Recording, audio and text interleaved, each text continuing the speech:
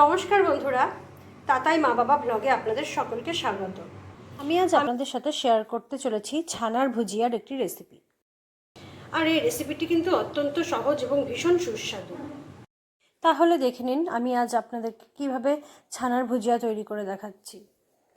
আমি এখানে নিয়েছি কিছুটা ছানা। তবে আপনারা চাইলে পনির দিয়েও করতে পারেন, তবে পনিরগুলোকে এক্ষেত্রে গ্রেট করে নিতে হবে। কড়াইয়ে দিয়ে দিয়েছি তেল।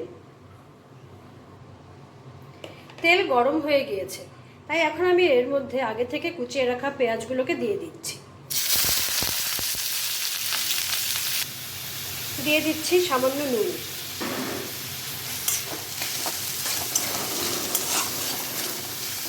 এবার পেঁয়াজ কুচিটাকে সামান্য লালচে করে ভেজে নেব।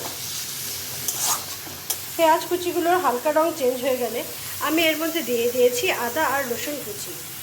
লঙ্কাগুলোকে আমি ছোটো ছোটো টুকরো করে কেটে নিয়েছিলাম, সেগুলোকে আমি এর মধ্যে দিয়ে দিলাম।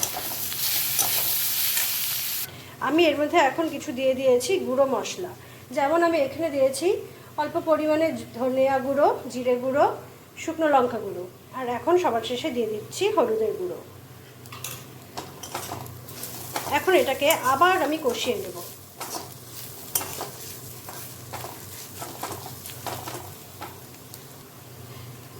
আবার কষিয়ে নিয়েছি। এখন আমি এর মধ্যে দিয়ে দিচ্ছি দুটো টমেটোকে পেস্ট করে। আমি কিন্তু রান্নাটা সম্পূর্ণ ঘরোয়া উপকরণ দিয়েই করছি।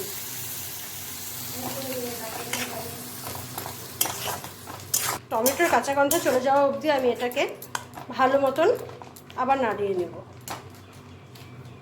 টমেটোর কাঁচা গন্ধ চলে গিয়েছে, আর টমেটো সহ মশলাটাও প্রায় কষে এসেছে। আমি আরেকটু সময় ধরে এরকম ভেজে নেব। মশলাটা একদম কষে গিয়েছে, আর এই পর্যায়ে আমি এর মধ্যে ছানাগুলোকে দিয়ে দিচ্ছি।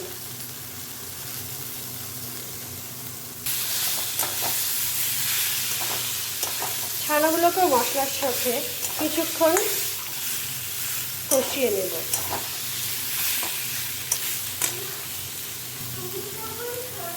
এবার আমি এর মধ্যে দিয়ে দিচ্ছি সামান্য জল।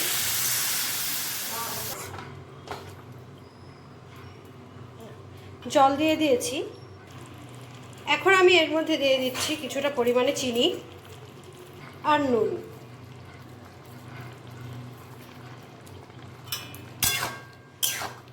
এবার আমি একটু সময় ঢেকে রেখে দেব আর এটাকে ফুটতে দেব।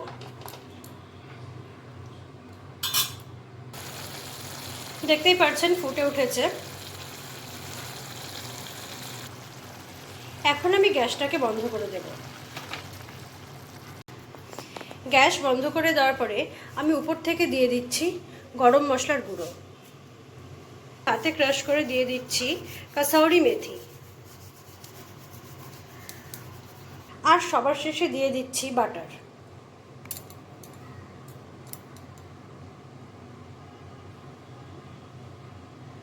এখন আমি এটাকে কিছু সময়ের জন্য ঢেকে রেখে দেব, তারপরে পরিবেশন করে ফিরে আসবো আপনাদের সামনে। পরিবেশন করে ফিরে আসলাম আপনাদের সামনে। দেখতেই পাচ্ছেন আমার ছানার ভুজিয়া কতটা ভালো হয়েছে দেখতে, আর এটা কিন্তু রুটি পরোটার সাথে খেতে লাগে অসাধারণ।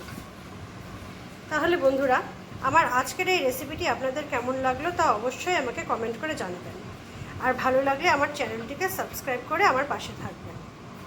আজকের মতন আমি আমার ভিডিওটি এখানেই শেষ করছি। ধন্যবাদ।